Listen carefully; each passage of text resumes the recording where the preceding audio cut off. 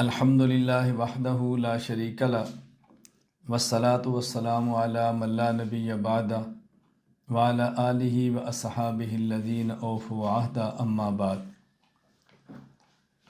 ای مرکز کے تحت علم دین کورس اور عالم اور عالمہ کورس میں ایک کتاب پڑھائی جاتی ہے، اسلامی عقائد۔ اس کا آج سبق نمبر 2 چل رہا ہے، اللہ تعالیٰ سے متعلق عقائد۔ نمبر 1، عقیدہ۔ اللہ تعالیٰ اپنی ذات، صفات اور اسماء میں یکتا ہے۔ ایک ہے یہ کہنا کہ اللہ تعالیٰ اپنی ذات، صفات، اسماء میں اکیلا ہے، یہ بھی ٹھیک ہے، لیکن ہم نے تعبیر اختیار کی ہے کہ اللہ تعالیٰ اپنی ذات، صفات اور اسماء میں یکتا ہے۔ یکتا کا معنی اللہ کی صفت ہے علیم، علیم اور بھی ہیں، اللہ جیسا کوئی نہیں۔ سمیع، سننے والا، بندہ بھی سنتا ہے مگر اللہ جیسا نہیں۔ اللہ اپنی صفت سمیع اور علیم میں یکتا ہے، یعنی بندہ قریب سے سنے گا، دور سے نہیں۔ اللہ تعالیٰ کے قریب اور دور کا فرق نہیں ہے۔ بندہ اسباب کے ساتھ سنے گا، اللہ اسباب کے محتاج نہیں ہے، تو اللہ کا سننا اور طرح ہے۔ تو یہ معنی ہے اللہ تعالیٰ اپنی ذات، صفات اور اسماء میں یکتا ہے۔ عقیدہ۔ اللہ تعالیٰ نہ تو کسی کے باپ ہیں نہ کسی کے بیٹے ہیں۔ اللہ تعالیٰ نہ کسی سے پیدا ہوئے ہیں، نہ اللہ تعالیٰ سے کوئی پیدا ہوا ہے، نہ ہی اللہ تعالیٰ سے کوئی پیدا ہوگا۔ اولاد یا ماں باپ تو اس کو چاہیے جو محتاج ہو، اللہ تو محتاج نہیں ہے کہ ان کو والدین یا اولاد کی ضرورت ہو۔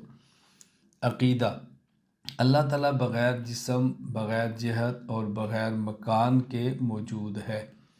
اللہ تعالیٰ موجود ہیں، لیکن موجود ہونے میں جسم کے محتاج نہیں، موجود ہونے میں کسی جہت کے محتاج نہیں کہ صرف اوپر ہوں یا نیچے ہوں یا دائیں ہوں یا بائیں ہوں یا آگے ہوں یا پیچھے ہوں۔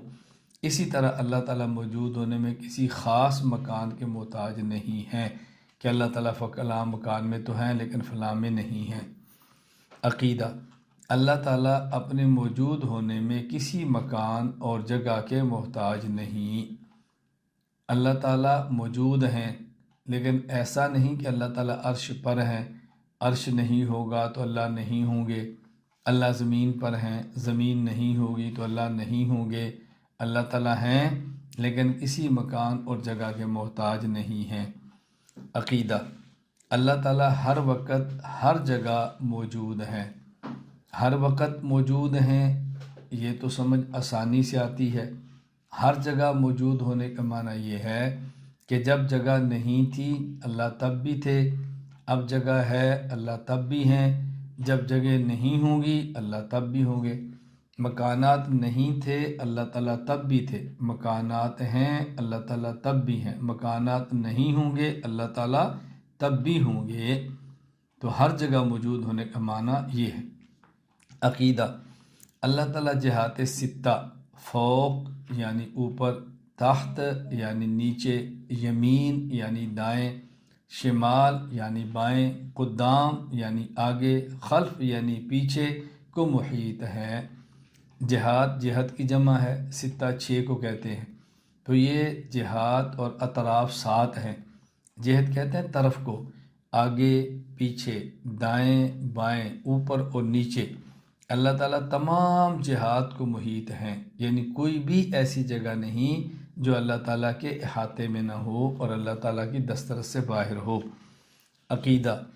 اللہ تعالیٰ موجود ہونے میں جسم کے محتاج نہیں۔ جسم وہ ہوتا ہے جو 2 یا 2 سے زائد مل کر بنے، اور 2 یا 2 سے زائد سے مل کر وہ بنتا ہے جو پہلے سے نہ ہو۔ اللہ تعالیٰ تو ہمیشہ سے ہیں، اس لیے اللہ تعالیٰ 2 چیزوں سے مل کر نہیں بنے، تو 2 چیزوں سے مل کر جو بنے وہ جسم ہوتا ہے۔ تو اللہ تعالیٰ تو ایسا ہے ہی نہیں، قدیم ہے، ہمیشہ سے ہے، اس لیے اللہ تعالیٰ جسم کے محتاج نہیں ہیں۔ عقیدہ۔ اللہ تعالیٰ جسم اور جسم کے اعضاء سے پاک ہیں۔ جب اللہ تعالیٰ جسم سے پاک ہیں تو جسم کے اعضاء سے بھی پاک ہیں۔ اعضاء جمع عضون کی، اور جب عضو ہی نہیں ہے، عضون کا معنی ہوتا ہے حصہ، تو جب اعضاء ہوں گے تو اس کا معنی اللہ کے کئی آپ اجزاء بنائیں گے، حصے بنائیں گے، تقسیم کریں گے، تو اللہ تو تقسیم نہیں ہونے والی چیز، اس لیے اللہ تعالیٰ جسم اور جسم کے اعضاء سے پاک ہیں۔ عقیدہ، اللہ تعالیٰ بولنے کے لیے زبان، سننے کے لیے کان اور دیکھنے کے لیے آنکھ کے محتاج نہیں۔ یہ تین چیزیں بطور مثال کے ہیں۔ جب اللہ تعالیٰ بولنے میں زبان کے محتاج نہیں، دیکھنے میں آنکھ کے محتاج نہیں، سننے میں کان کے محتاج نہیں، تو اس کا معنی کہ سوچنے میں سمجھنے میں دماغ کے محتاج نہیں، زندہ رہنے میں دل کے محتاج نہیں۔ اللہ تعالیٰ ان تمام چیزوں سے پاک ہے۔ یہ مخلوق کی چیزیں ہیں، خالق کو ان سے کیا تعلق۔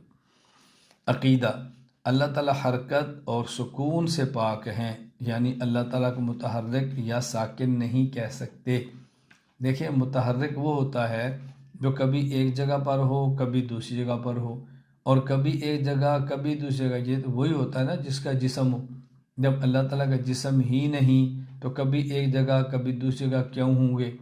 تو متحرک بھی نہیں ہوں گے، اور ساکن بھی نہیں ہے۔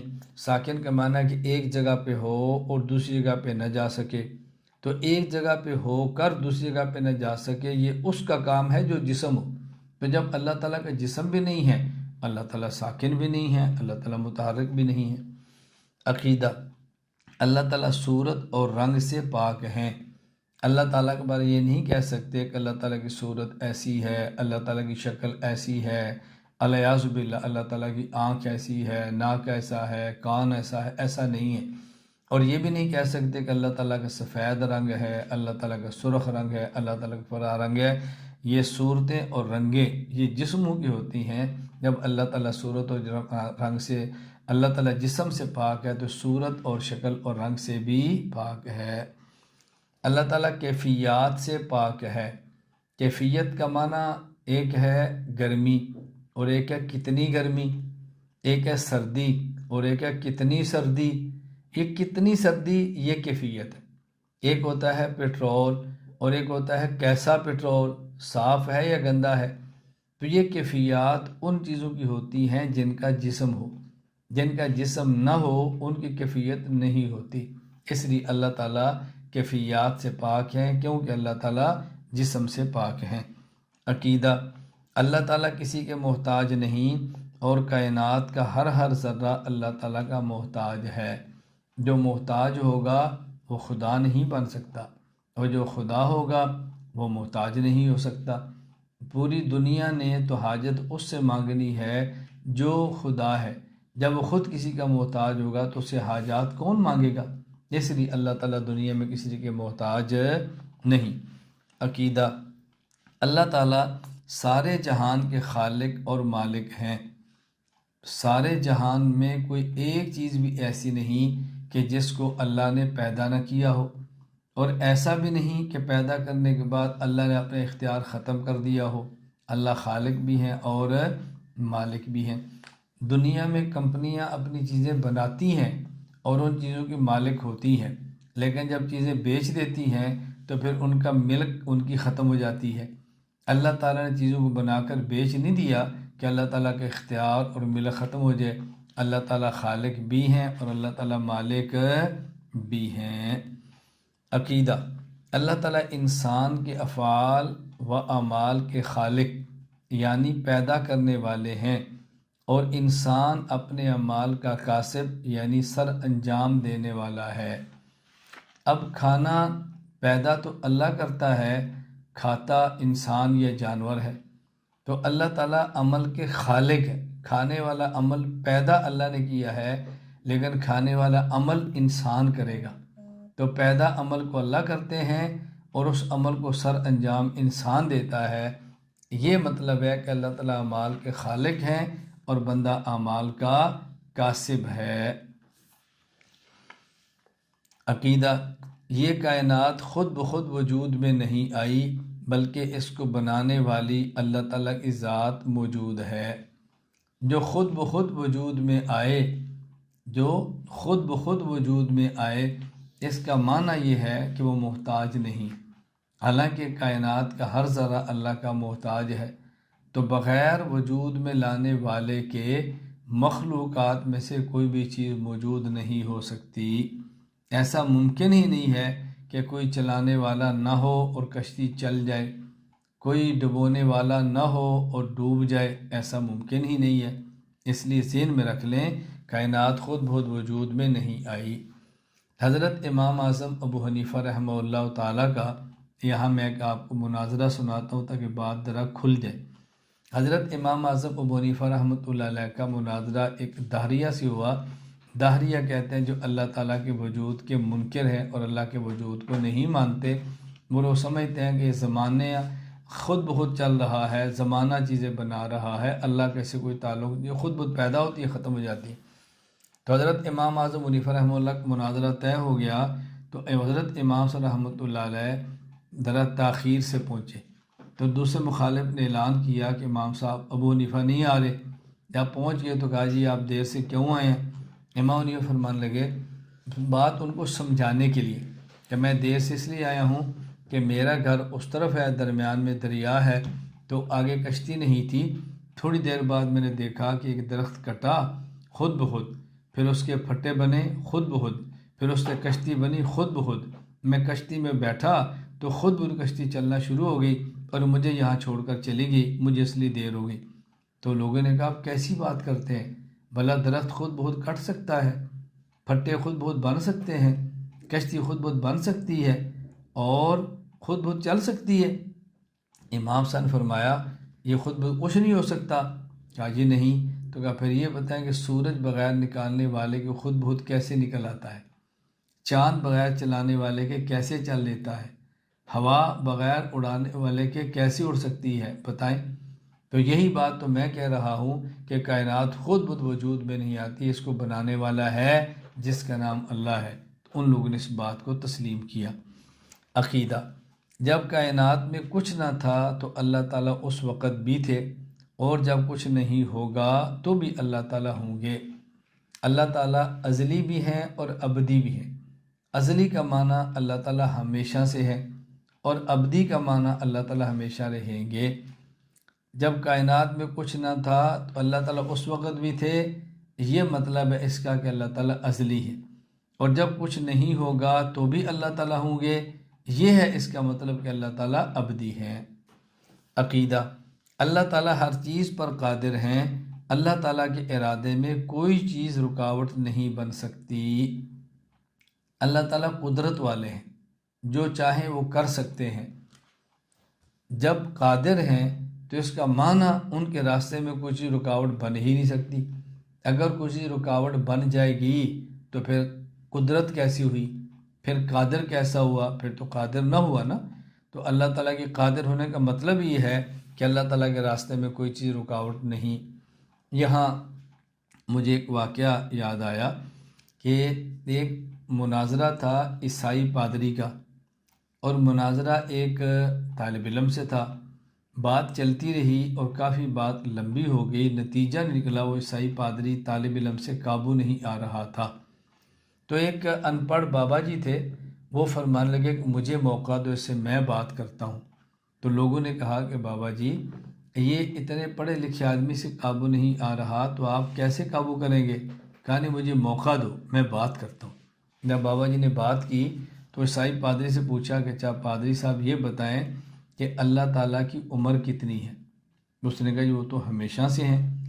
اچھا یہ بتائیں کہ اللہ تعالیٰ کی طاقت کتنی ہے؟ اس نے کہا جی وہ تو علی کل شیء قدیر ہے۔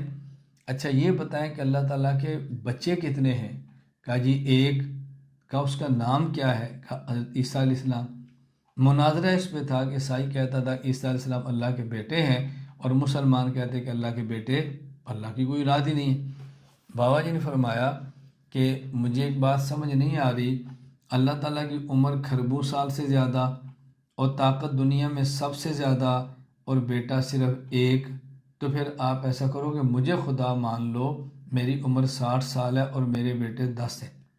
یہ کیسا خدا ہے طاقتور ہونے کے باوجود بھی ایک ہی بیٹا پیدا کر سکا؟ تو پھر مجھے خدا مان لو۔ اب اس کا کوئی عیسائی پادری کے پاس جواب موجود نہیں تھا۔ عقیدہ: اللہ تعالیٰ کی ہر بات سچی ہے، اللہ تعالیٰ سچ بولتے ہیں، اور اللہ تعالیٰ سے سچ ہی ممکن ہے۔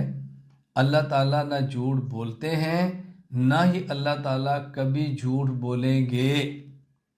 نہ ہی جھوٹ بولتے ہیں نہ ہی جھوٹ بولیں گے۔ اللہ تعالیٰ تو صادق ہیں اور سچی بات ہی کرتے ہیں۔ اللہ تعالیٰ تو صداقت اور صدق کے خالق ہیں۔ قرآن کہتا ہے کہ اللہ سے زیادہ سچا کوئی نہیں۔ اگر کسی کا یہ عقیدہ ہو کہ اللہ تعالیٰ جھوٹ بولتے ہیں یا اللہ تعالیٰ جھوٹ بولیں گے، وہ انسان مسلمان نہیں رہتا۔ عقیدہ: جس طرح اللہ تعالیٰ کی ذات مخلوق کی پیدائش سے پہلے موجود تھی، اسی طرح اللہ تعالیٰ کی صفات بھی مخلوق کی پیدائش سے پہلے موجود تھیں۔ اللہ تعالیٰ جب سے ہیں ہمیشہ سے ہیں۔ اللہ تعالیٰ خالق بھی ہمیشہ سے۔ تو جب اللہ کی ذات ہمیشہ سے ہے تو اللہ کی صفت بھی ہمیشہ سے ہے۔ دو چیزوں میں فرق سمجھنا، ایک ہوتا ہے کسی چیز کا وجود اور ایک ہوتا ہے کسی چیز کا ظہور۔ وجود ہونا اور ہے اور ظہور ظاہر ہونا اور ہے۔ اللہ تعالیٰ کی ذات کی طرح اللہ تعالیٰ کی صفات بھی ازلی ہمیشہ سے ہیں، لیکن صفت کا ظہور ہمیشہ سے نہیں ہوتا۔ جب ضرورت ہوتی ہے تو صفت کا ظہور ہو جاتا ہے۔ اللہ تعالیٰ خالق تو ہمیشہ سے ہے، لیکن صفت خلق کا ظہور کب ہوتا ہے؟ جب کسی بندے کو پیدا کرنا ہے، جب کسی درخت کو پیدا کرنا ہے، جب کسی جانور کو پیدا کرنا ہے، اب صفت خلق کا ظہور ہوا ہے۔ تو صفت خلق کا وجود ہمیشہ سے ہے اور ظہور بوقت ضرورت ہوتا ہے۔ تو موجود ہونا اور ہے اور ظاہر ہونا اور ہے۔ یہ بہت اچھی طرح بات سمجھیں، میں کس درد کے ساتھ بات آپ کو سمجھاؤں اور میں کس طرح بات سمجھاؤں کہ آپ کے دماغ میں بات اتر جائے۔ قرآن کریم میں ہے لیس کمثلہ شیء، کوئی چیز اللہ تعالیٰ کی مثل نہیں۔ لیکن میں کس درد سے بات کہوں کہ بسا اوقات بات سمجھانے کے لیے مثال دینی پڑتی ہے۔ اگر مثال نہ دے تو بات سمجھ آ ہی نہیں سکتی۔ اللہ نے قرآن کریم میں مثال دی ہے، اللہ نور السماوات والارض مثل نورہ کمشکات فیہا مصباح المصباح فی زجاجہ۔ اللہ تعالیٰ نے بھی مثال دی ہے، حالانکہ اللہ کا نور بے مثال ہے، لیکن سمجھانے کے لیے مثال دی ہے۔ میں سمجھانے کے لیے مثال دیتا ہوں کہ جس طرح ایک شخص قرآن کا قاری ہے اور وہ خاموش بیٹھا ہوا ہے لیکن ہے قاری۔ ہم کہتے ہیں قرآن پڑھو، وہ قرآن پڑھنا شروع کر دیتا ہے۔ اب ہمیں پتہ چلا کہ قاری تھا۔ تو جب وہ خاموش بیٹھا تھا قاری تب بھی تھا، اور جب اس نے قرآن پڑھنا شروع کیا قاری اب بھی ہے۔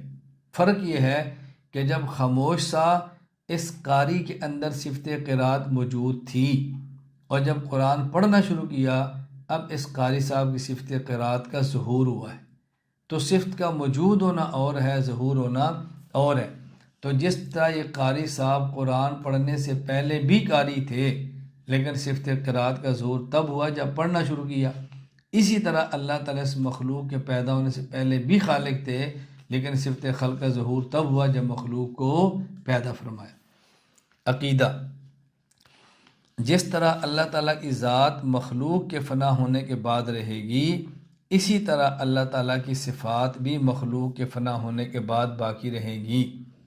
جب مخلوق نہیں تھی اللہ تب بھی خالق تھے، اور جب مخلوقات فنا ہو جائیں گی اللہ تب بھی خالق ہوں گے۔ میں پھر وہی بات سمجھانے کے لیے کہتا ہوں کہ قاری صاحب نے قرآن پڑھنا شروع نہیں کیا تب بھی قاری ہیں، اور جب قرآن پڑھنا شروع کر دیا تب بھی قاری ہیں، اور اس کے بعد قرآن پڑھنا ختم کر دیں تو تب بھی قاری ہیں۔ تو مخلوق کے پیدا ہونے سے پہلے بھی خالق تھے، مخلوق کے پیدا ہونے کے بعد بھی خالق ہیں، اور مخلوق کے فنا ہونے کے بعد بھی خالق رہیں گے۔ عقیدہ: کسی چیز کے پیدا کرنے میں اللہ تعالیٰ کا کوئی اپنا فائدہ نہیں بلکہ مخلوق کا فائدہ ہے۔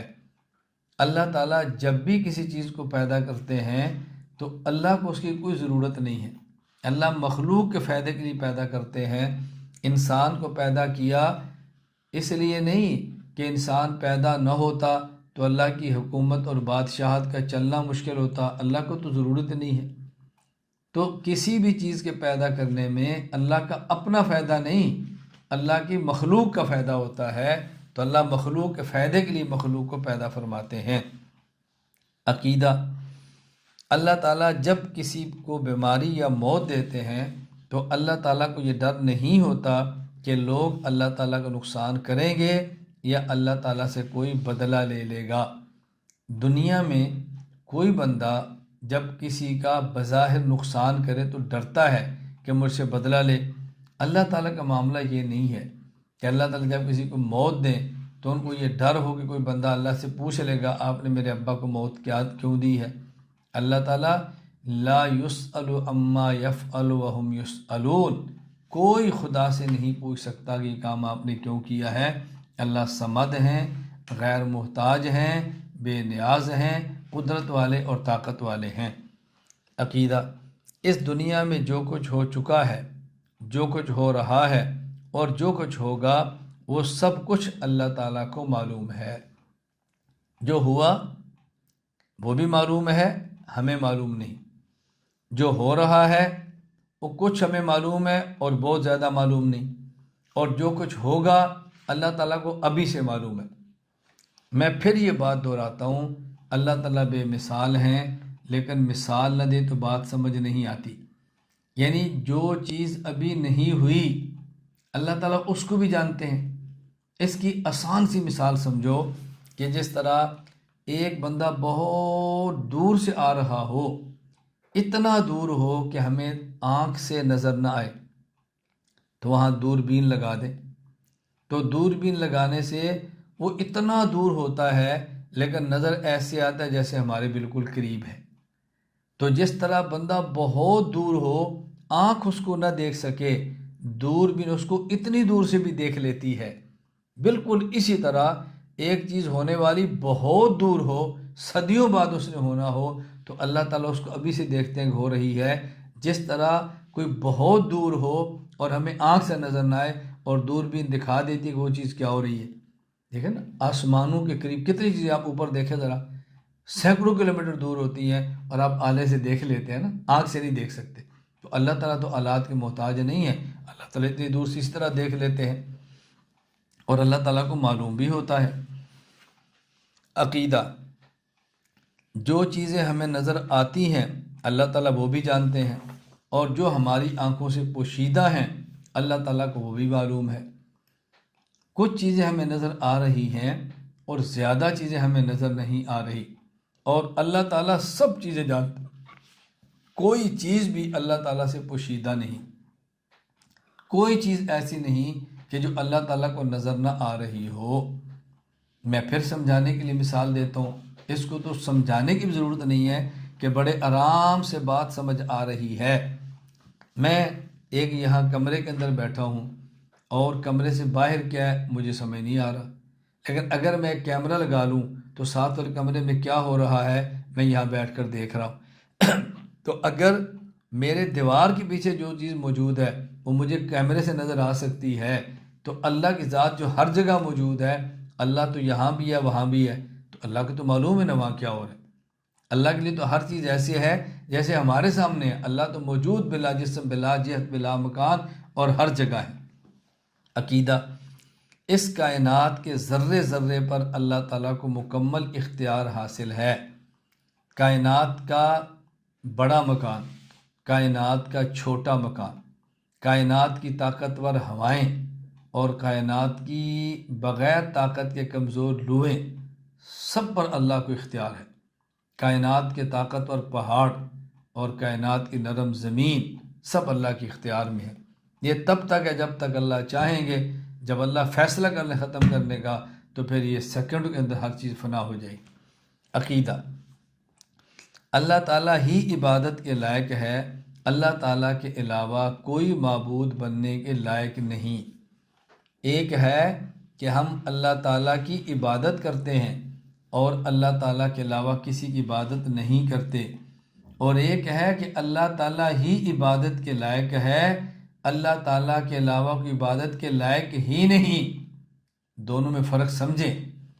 ایک یہ ہے کہ ہم اللہ تعالیٰ کی عبادت کرتے ہیں، اور ایک یہ ہے کہ اللہ تعالیٰ ہی عبادت کے لائق ہے۔ دونوں میں فرق یہ ہے کہ اگر ہم اللہ کی عبادت کریں وہ تب بھی معبود ہیں، اور ہم عبادت نہ کریں وہ تب بھی معبود ہیں۔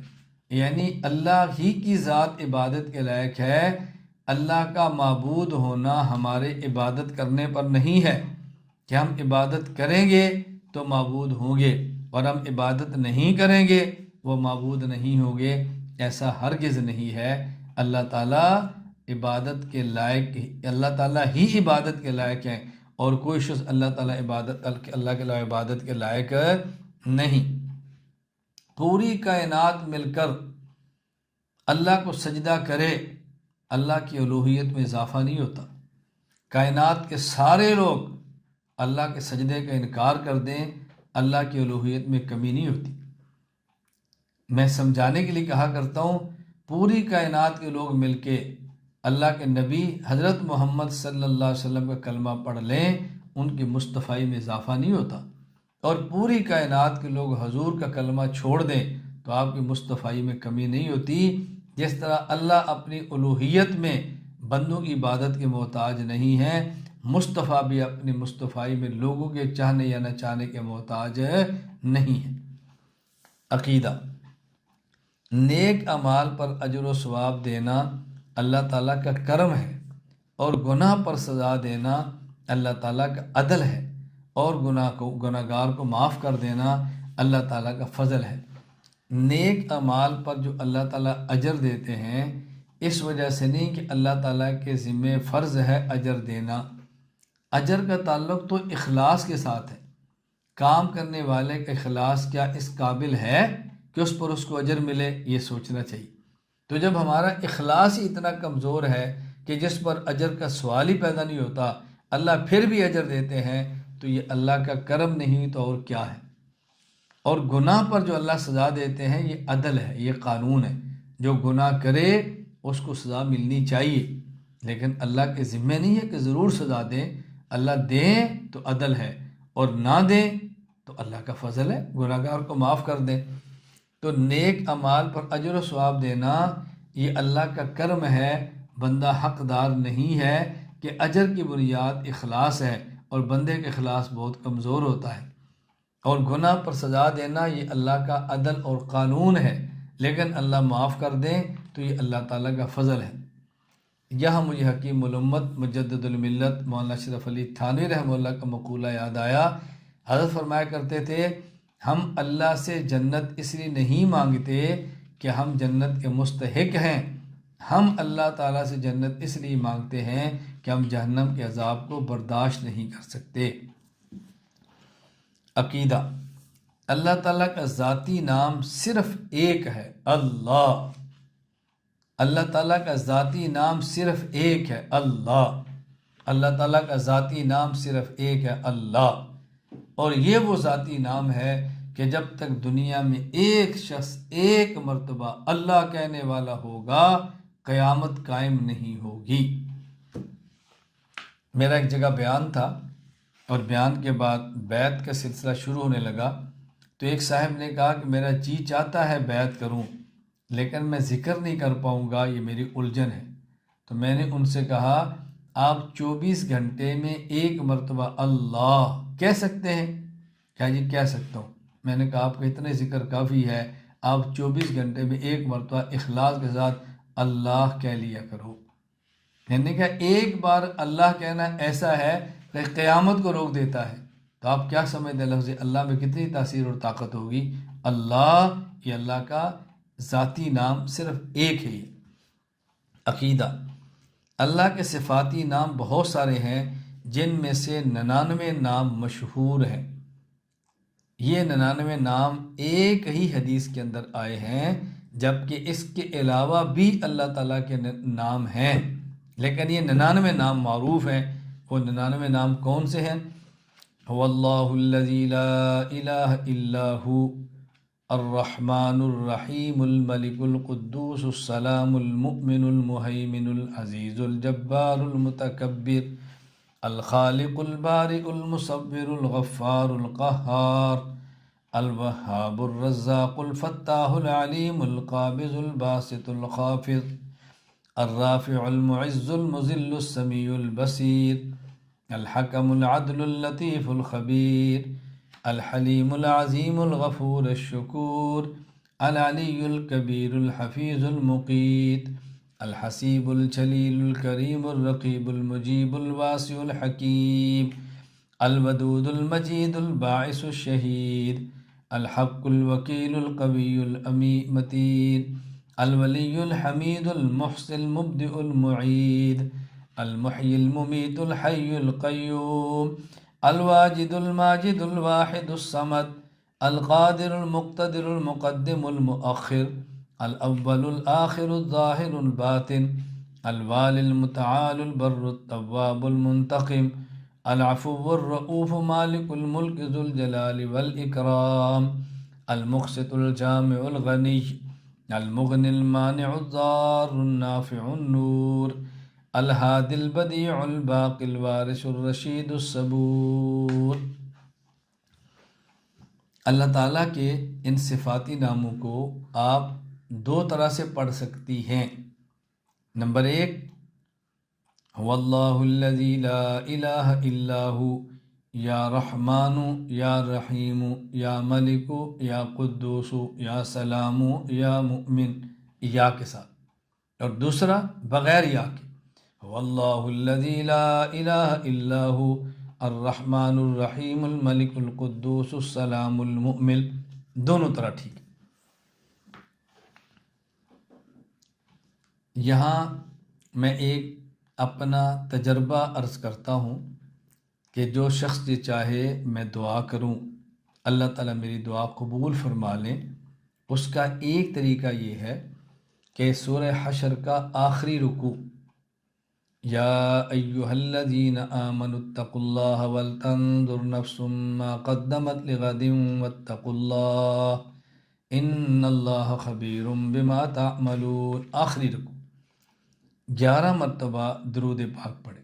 جو درود پاک آپ آسانی سے پڑھ سکیں، بہتر ہے درود ابراہیمی، اللہم صلی علی محمد وعلی آل محمد کما صلیت علی ابراہیم وعلی آل ابراہیم انک حمید مجید، اللہم بارک علی محمد وعلی آل محمد کما بارکت علی ابراہیم وعلی آل ابراہیم انک حمید مجید، 11 بار پڑھیں۔ پھر یا ایہا الذین آمنوا اتقوا اللہ، اس سے پڑھنا شروع کریں۔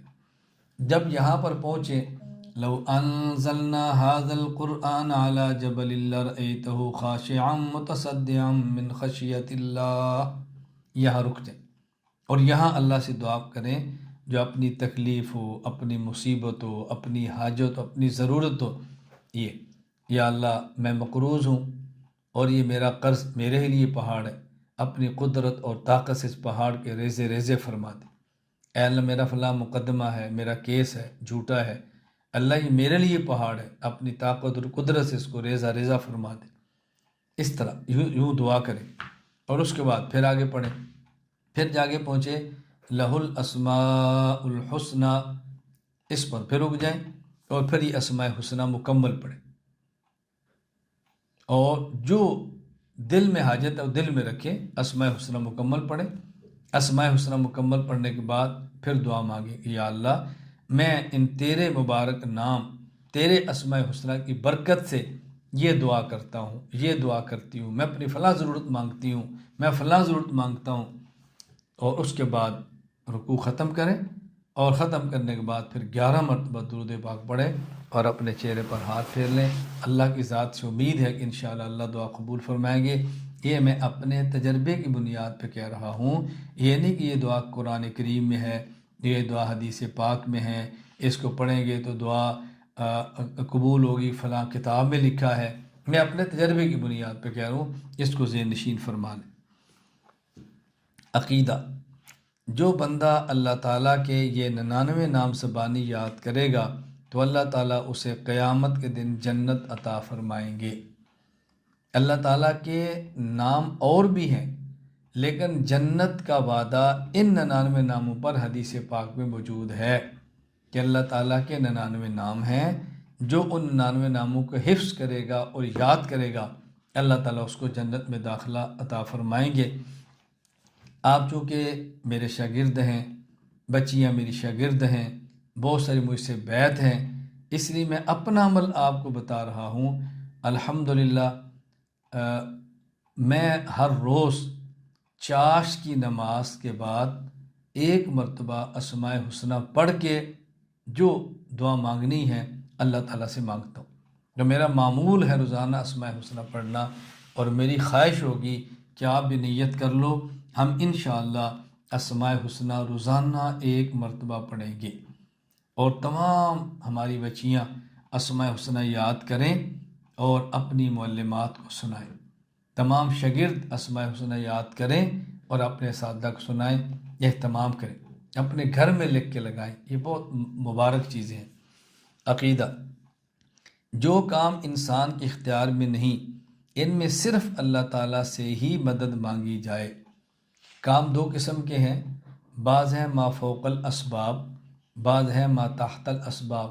ما فوق الاسباب کا معنی کہ جو بندے کے دائرہ اختیار سے باہر ہے، ما تحت الاسباب کا معنی کہ جو بندے کے دائرہ اختیار میں ہیں، جو بندے کے دائرہ اختیار میں۔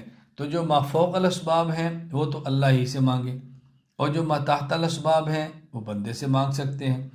ما فوق الاسباب، بارش برسانا، یہ تو اللہ کا کام ہے نا، تو اللہ سے دعا مانگے یا اللہ تو بارش برسا دے۔ اور نلکے سے پانی لانا یہ اللہ نے بندے کے اختیار میں دیا ہے، یہ بندے سے ہی مانگ سکتے ہیں کہ مجھے ایک کپ پانی کا لا کر دے دو، اللہ مانگ سکتے ہیں۔ اسی طرح اولاد پیدا کرنا یہ اللہ کے اختیار میں ہے، تو اللہ ہی سے دعا مانگیں گے کہ یا اللہ تو مجھے نیک اولاد عطا فرما دے، مجھے نیک اولاد عطا فرما دے، اللہ سے مانگے۔ اور اولاد کے لیے بازار سے چیزیں لانا، جوتی کپڑا، یہ بندے کے اختیار میں ہے۔ آپ کسی کو بھی کہہ سکتے ہیں مجھے بازار سے فلاں چیز لا کر دے دو، اللہ ہمیں بات سمجھنے کی توفیق دے۔ عقیدہ: نظر و نیاز صرف اللہ تعالیٰ کے نام کی ماننی چاہیے۔ اگر میرا فلاں کام ہو گیا تو میں یہ کروں گی یا میں یہ کروں گا، یہ نظر ہے اللہ کے نام پر۔ اور نیاز چڑھاوا، صدقہ، خیرات، یہ اللہ کے نام پہ ہونی چاہیے۔ نظر، منت، یہ بھی اللہ کے نام پہ، اور نیاز، چڑھاوا اور صدقہ یہ بھی اللہ کے نام پر۔ میں بڑی تاکید سے گزارش کروں گا کہ مانگنے والوں کے اوپر غور کیا کرے۔ بس اوقات ہمارے گھر کے باہر مانگنے والا آتا ہے اور وہ آواز لگاتا ہے نظر اللہ نیاز حسین، نظر اللہ نیاز حسین۔ دیکھیں اس نے ہمارے عقیدے کو بھی برباد کر دیا اور ہم سے مال بھی لے کر چلا گیا۔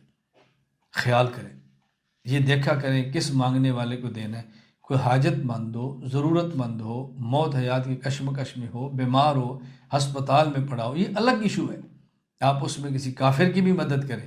لیکن ایک بندے کا پیشہ ہے مانگنا، اور گھر گھر مانگتا اور عقائد برباد کرتا ہے، اس کو دیتے وقت بہت خیال کیا کریں۔ منت بھی اللہ کے نام کی ہو اور صدقہ بھی اللہ کے نام کا ہو۔ قرآن کریم نے ایک منت کا ذکر کیا ہے جو آپ جانتی ہیں۔ حضرت مریم علیہ السلام کی والدہ، انہیں منت مانگی تھی یا اللہ میں امید کے ساتھ ہوں، اگر تو مجھے بیٹا دے دے میں اس کو تیرے دین کے لیے وقف کر دوں گی۔ رب انی نذرت لک ما فی بطنی محررا فتقبلہ منی۔ لیکن ان کا بیٹا نہیں ہوا، ان کی بیٹی ہوئی۔ حضرت مریم کی والدہ نے کہا رب انی وضعتها انثی، اللہ یہ تو بیٹی ہے، میں اس کو کس مدرسے میں لے کر جاؤں، کہاں تیرے دین پر پیش کروں؟ اللہ تعالیٰ نے جواب دیا لیس ذکر کالانثی، یا مریم کی ماں جو بیٹا تو نے مانگا یہ اس بیٹی کی طرح نہیں ہے جو ہم نے دی ہے، تو نے بیٹا اپنی حیثیت کے مطابق مانگا، ہم نے بیٹی اپنی شان کے مطابق دی۔ اس لیے کبھی بیٹی کے وجود پر دل چھوٹا نہ کرے۔ بیٹی اللہ کی رحمت ہے، اللہ کی دین ہے، اللہ کی عطا ہے، ان سے محبت کریں۔ دو بیٹیوں کے پال کر نکاح کر کے رخصت کرنے پر ہمارے نبی نے جنت کی بشارت دی ہے۔ بیٹیوں سے پیار کرنا سیکھیں۔ خیر میں عرض کرتا نظر بھی اللہ کے نام پر اور نیاز بھی اللہ کے نام پر ہے۔ عقیدہ: اللہ تعالیٰ ہی عالم الغیب ہیں، یہ نہیں کہ اللہ تعالیٰ عالم الغیب ہے، یہ کہیں اللہ تعالیٰ ہی عالم الغیب ہیں، یعنی ان چیزوں کا علم جو ہماری آنکھ سے پوشیدہ ہے اللہ اس کو بھی جانتے ہیں۔ اللہ سے کوئی چیز غائب نہیں ہے، اللہ سے کوئی چیز بھی غائب نہیں۔ غیب ہمیشہ اس کو کہتے ہیں الغیب المطلق، غیب ہمیشہ اس کو کہتے ہیں کہ جس تک کسی بندے کی اطلاع نہ ہو اور اس تک پہنچنے کا کوئی راستہ بھی نہ ہو، یہ ہوتا ہے غیب۔ اللہ کے سامنے سب چیزیں موجود ہیں۔ اللہ تعالیٰ کی ذات کے علاوہ اللہ کا نبی، اللہ کا ولی، کوئی فرشتہ، کوئی بھی عالم الغیب نہیں۔ عالم الغیب اللہ کی صفت ہے اور صفت خاصہ ہے۔ عقیدہ، اللہ تعالیٰ ہی حاجت روا ہیں، مافوق الاسباب ضرورتیں اللہ ہی پوری فرماتے ہیں۔ اللہ کے علاوہ کوئی حاجت روا نہیں، اللہ کے علاوہ کوئی دکھ اور درد اور مصیبتیں دور کرنے والا نہیں۔ ایک ہے اسباب کے درجے میں، ایک ہے اسباب کے درجے میں، ایک ہے بغیر اسباب کے۔ ہم ڈاکٹر سے دوا لیں گے لیکن درد تو اللہ ہی ٹھیک کرے گا، ہم کھانا لیں گے، بھوک تو اللہ ہی مٹائیں گے۔ حاجت روا اللہ ہے، اس کو اچھی طرح سمجھیں۔ عقیدہ، اللہ تعالیٰ ہی مشکل کشا ہیں، مشکلات اللہ ہی دور کرتے ہیں۔ مشکلات دور کرنے کے اسباب یہ بندہ اختیار کرتا ہے اور بندے کو اختیار کرنا چاہیے۔ اسباب اختیار کیے بغیر اللہ سے مانگنا یہ مذاق ہے، یہ مذاق ہے۔ اسباب اختیار کریں اور اللہ سے مانگیں۔ دو لفظوں میں فرق سمجھیں، ایک ہے لفظ توکل، ایک ہے لفظ تعطل، توئیں کے ساتھ۔ لفظ توکل کا معنی ہوتا ہے اسباب اختیار کر کے بھروسہ اللہ پر کرنا، اور لفظ تعطل کا معنی ہوتا ہے بغیر اسباب اختیار کیے اللہ پر بھروسہ کرنا۔ شریعت توکل کا درس دیتی ہے، تعطل کا درس نہیں دیتی۔ شادی کرنا ہمارے ذمے، خامد اور بیوی کا ملنا یہ خامد اور بیوی کے ذمے، اور پھر اللہ سے دعا مانگنا یہ توکل ہے، بھروسہ ہے۔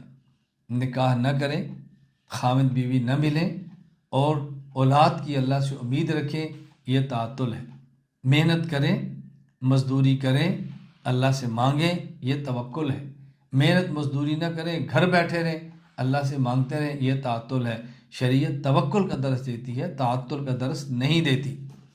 عقیدہ، اللہ تعالیٰ ہی مختار کل ہے، تمام چیزوں پر ہر قسم کا تمام اختیار اللہ تعالیٰ کا ہے۔ اللہ تعالیٰ کے علاوہ کسی پیغمبر، کسی نبی، کسی ولی کو ایسا اختیار حاصل نہیں ہے کہ وہ جو چاہے کر سکے، جو چاہے کر سکے۔ ایک بہت معروف جملہ ہے نا کہ اللہ کے پکڑے محمد چھڑاوے، محمد کے پکڑے چھڑا کوئی نہیں سکتا۔ اللہ اکبر۔ قیامت کے دن رسول اللہ صلی اللہ علیہ وسلم بھی سفارش اس کی کریں گے جس کی اللہ اجازت دیں گے۔ جب تک اللہ اجازت نہیں دیں گے نبی پاک صلی اللہ علیہ وسلم شفاعت بھی نہیں فرمائیں گے، تو کیسی باتیں کرتے ہیں؟ تو تمام اختیارات یہ اللہ ہی کے ہیں۔ عقیدہ، اللہ تعالیٰ ہی قادر مطلق ہے۔ ایک ہے قادر، ایک ہے قادر مطلق۔ قادر کا معنی کہ ہر بندے کو اپنے ماتحت پر کچھ قدرت حاصل ہے۔ مثلا مجھے اللہ نے اتنی قدرت دی ہے کہ میرا موبائل ہے، میں کسی کو دے دوں، میں اس کو توڑ دوں، میں اس کو استعمال کروں، اس کو نہ کروں، یہ میں قادر ہوں۔ اور اللہ قادر مطلق ہے، اللہ چاہے تو میرا ہاتھ ہونے کے باوجود اس کو کام نہ کرنے دے، یہ ہے قادر مطلق۔ اللہ چاہے تو میرا موبائل ہونے کے باوجود اس کو کام نہ کرنے دے، یہ ہے قادر مطلق۔ کھانا ہونے کے باوجود نہ کھا سکیں، یہ اللہ قادر مطلق ہے۔ تو ہماری قدرت اور طاقت ایک محدود ہے، دائرہ بہت مختصر ہے، اور خدا کی طاقت اور قدرت غیر محدود ہے، غیر محدود ہے۔ اللہ قادر مطلق ہے۔ عقیدہ، اللہ تعالیٰ کو خدا کہنا بھی جائز ہے، جس طرح اللہ تعالیٰ کو رحمان بھی کہہ سکتے ہیں، مہربان بھی کہہ سکتے ہیں، اسی طرح اللہ تعالیٰ کو مالک بھی کہہ سکتے ہیں، اللہ تعالیٰ کو خدا بھی کہہ سکتے ہیں۔ جس طرح رحمان کا ترجمہ مہربان ہے، اسی طرح مالک کا ترجمہ خدا ہے۔ تو رحمان کا ترجمہ مہربان ہر تفسیر میں موجود ہے، تو مالک کا ترجمہ خدا یہ بھی تفاسیر میں موجود ہے۔ میرا مستقل اس پر مقالہ بھی ہے، فائل بھی ہے، ویڈیو بیان بھی ہے، دلائل بھی ہیں، اور جو اللہ کو خدا کہنا جائز نہیں سمجھتے ان کے دلائل کے جواب بھی ہیں۔ اللہ کو خدا کہنا ضروری نہیں ہے، لیکن خدا کہہ سکتے ہیں۔ مجھے اس پر ایک مختصر سا واقعہ یاد آیا کہ غیر مقلد ایک عالم گزرے ہیں، محمد جونا گڑی۔ ان کا ایک ترجمہ ہے قرآن کریم کا، اور اس ترجمہ قرآن کریم پر ایک غیر مقلد نے حاشیہ لکھا ہے، اور یہ اصل البیان سے چھپ رہا ہے اور تقسیم ہو رہا ہے۔ تو اس حاشیہ لکھنے والے نے، تفسیر لکھنے والے نے شروع میں مقدمے میں لکھا ہے کہ اس پورے ترجمہ میں جہاں جہاں پہ لفظ خدا لکھا تھا ہم نے اس کو کاٹ دیا ہے، اللہ لکھ دیا ہے۔ کیوں؟ اس لیے کہ خدا کہنے میں شرک کی بو آتی ہے، تو ہم نے ہر جگہ پر خدا کاٹ کے لکھ دی ہے اللہ۔ تو ان کے دلائل ہیں کہ شرک کی بو کیوں آتی ہے، خدا کی جمع خدایان آتی ہے، اللہ تو ایک ہے، جمع ہو ہی نہیں سکتے۔ حالانکہ میں نے اس پہ دلائل دیے ہیں، رحیم کی جمع رحمہ آتی ہے، رب کی جمع ارباب آتی ہے، اللہ کو رب اور رحیم بھی نہ کھو، وہ دلائل اپنی جگہ پر۔ تو خیر، میں نے اس کا پوری تفسیر پر میرا ایک ویڈیو بیان موجود ہے۔ تو میں نے کہا کہ آپ نے جو اس مفسر کا ترجمہ تھا اس کو آپ نے شرکیہ سے نکال کر توحیدی ترجمہ بنا دیا، کہ جہاں خدا لکھا تھا شرک کی بو آ رہی تھی، آپ نے اللہ لکھا تو شرک کی بو ختم ہو گئی اور توحید کی خوشبو شروع ہو گئی۔ لیکن یہ جو مصنف تھا خدا لکھ کے مر گیا، اس مشرک کی مغفرت کون کرائے گا؟ آپ نے خدا کو اللہ لے کے تفسیر کو تو توحیدی بنا دیا، اور جو مفسر خدا خدا لکھتا دنیا سے مر گیا، اب اس مشرک کی مغفرت کون کرائے گا؟ اور مجھے یہ بتاؤ، اگر آپ نے تفسیر چھاپنی ہے، دنیا کو دینی ہے، تو پھر آپ کسی موحد کی تفسیر دے دو، مشرک کی تفسیر کو توحیدی بنا کر کیوں تقسیم کرتے ہو؟ اب بتائیں نا کس قدر انہونی سی باتیں لوگ کرتے ہیں۔ اللہ تعالیٰ مجھے اور آپ سب کو عقائد پڑھنے کی، سمجھنے کی، اخلاص، اعتدال اور دلائل کے ساتھ دنیا میں عام کرنے کی توفیق عطا فرمائے۔ وآخر دعوانا ان الحمد للہ رب العالمین۔